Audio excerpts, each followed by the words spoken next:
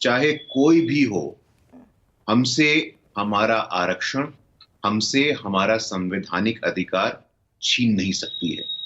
मायावती जी की कुछ political compulsion होंगे, राजनीतिक मजबूरियां होंगी, उन्होंने कुछ बयानबाजी की है, लेकिन कुल मिलाकर के आपके प्रारंभिक प्रबोधन से भी ये प्रतीत होता है कि एससी एसटी के वर्गीकरण को लेकर के जो विषय, जो मामला 1 अगस्त को हम सबके सामने आया है, सरकार की प्रतिबद्धता, सरकार की सर्वोच्च प्राथमिकता और सरकार की संवेदनशीलता, हमें किसी से भी किसी प्रकार की प्रमाण पत्र की आवश्यकता नहीं है।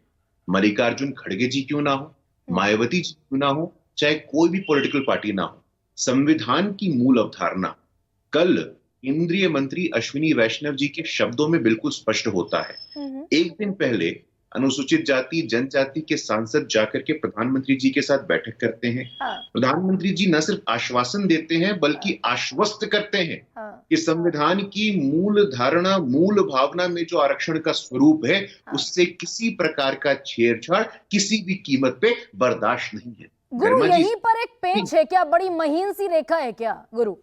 और ये समझाइए, प्रधानमंत्री ने आश्वासन दिया, कैबिनेट में आश्वासन मिला, अश्विनी वैष्णव ने आश्वासन दिया, और आश्वासन क्या मिला कि creamy layer SC ST reservation से एक्सक्लूड नहीं होगी, बाहर नहीं होगी। लेकिन ये तो कोर्ट का पासिंग रिमार्क था।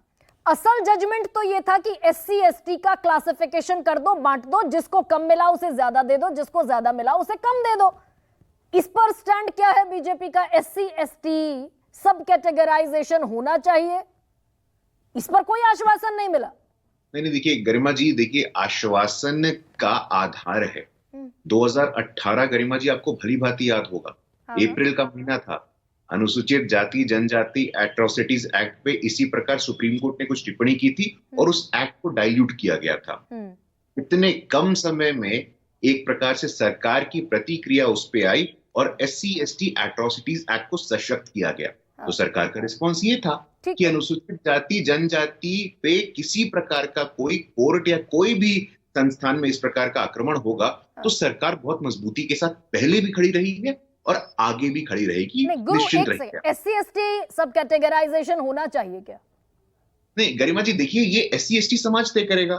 एससी एसटी समाज ने, एससी एसटी के लगभग 100 सांसदों ने प्रधानमंत्री जी को कहा कि क्रीमी लेयर नहीं होना चाहिए। तो हमने समाज की बात को सुना और समाज की बातों को सुनकर के ऐसा अश्विनी वैष्णव जी ने कहा कि भाई सरकार की तरफ से जो संभव होगा सरकार संभव प्रयास करेगी।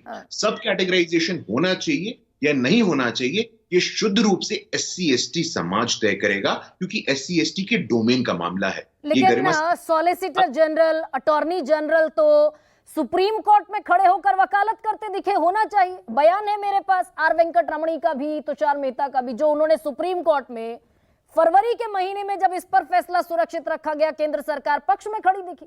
आज आप कह रहे हैं एससी एसटी तय करेगा। नहीं तो और गरिमा जी देखिए, एट्रोसिटीज एक्ट को सशक्त करने का समाज से संवाद हुआ, समाज ने तय किया। आरक्षण को लेकर के भी गरिमा जी समाज ने तय किया है, समाज तय करेगा। तो किसी प्रकार से देखिए, मैं पुनः बोलता हूं गरिमा जी, हमें किसी से, गरिमा जी आप वहां स्टूडियो में बैठ के, मैं यहां बैठ करके तय करने वाला कोई नहीं होता हूं।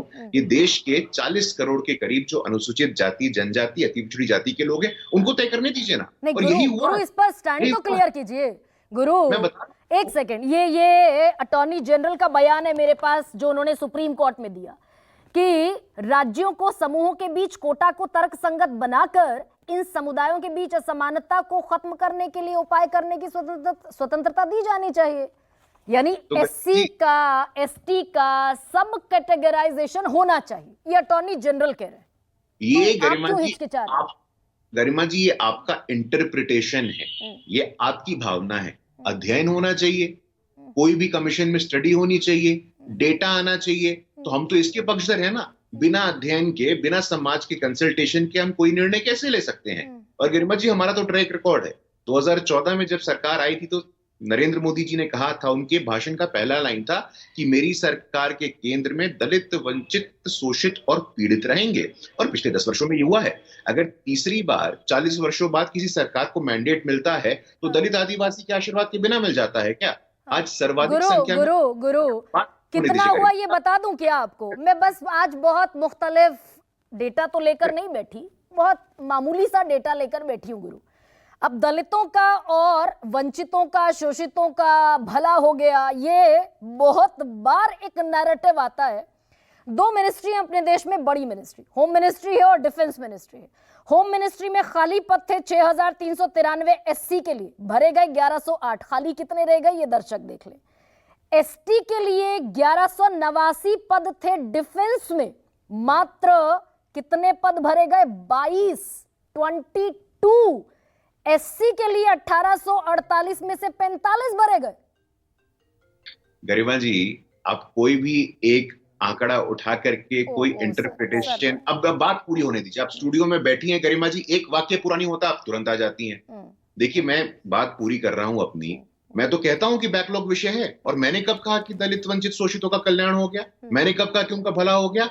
ये वर्क इन प्रोग्रेस है, और वर्क इन प्रोग्रेस हो रहा है। गरिमा जी, 1961 में यदि तत्कालीन प्रधानमंत्री मुख्यमंत्री को चिट्ठी लिख करके बोलते हैं कि I oppose any kind of reservation, आरक्षण से दोयम दर्जे के ऑफिसर पैदा होते हैं, तो कौन सा मुख्यमंत्री हिम्मत करेगा? मुख्यमंत्री हिम्मत नहीं करता था, नोटिफिकेशन निकलता नहीं था, एडवर्टीजमेंट आता नहीं था। तो बैकलॉग का अर्थ यही होता है ना। बैकलॉग के समय 60, 70, 80 के दशक की वैकेंसियां वो नहीं भरी जा रही हैं। हम तो आपके साथ खड़े हैं इस पे, हम तो आपके साथ मजबूती के साथ खड़े हैं कि बैकलॉग वैकेंसीज की भर्ती अति शीघ्र होनी चाहिए। इसकी चिंता हम लोग कर रहे हैं। लेकिन क्या भारतीय जनता पार्टी इसके लिए अकेले दोषी है?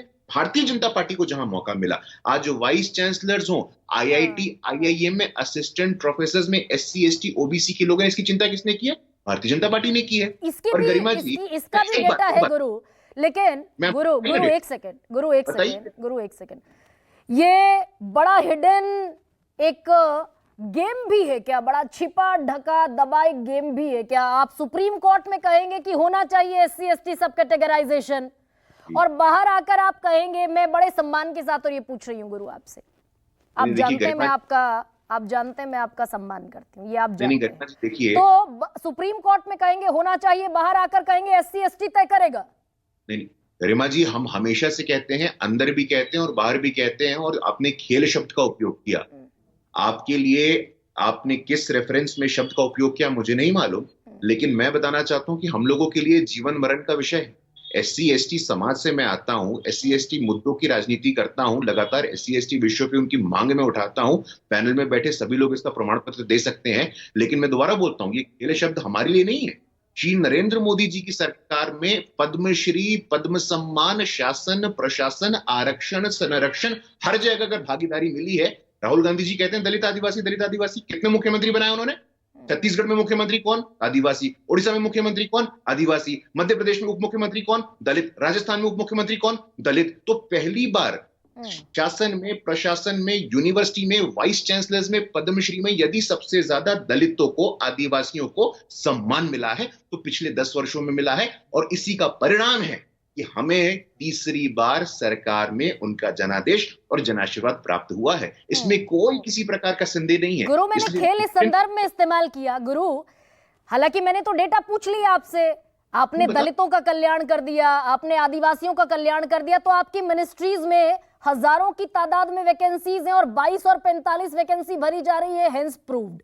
लेकिन मैंने खेल शब्द का इस्तेमाल गुरु इसलिए किया कि ये कहने में संकोच गुरु को आज मेरे पैनल में बैठकर क्यों हो रहा है कि आप एससी एसटी सब कैटेगराइजेशन के पक्ष में सुप्रीम कोर्ट में खड़े थे।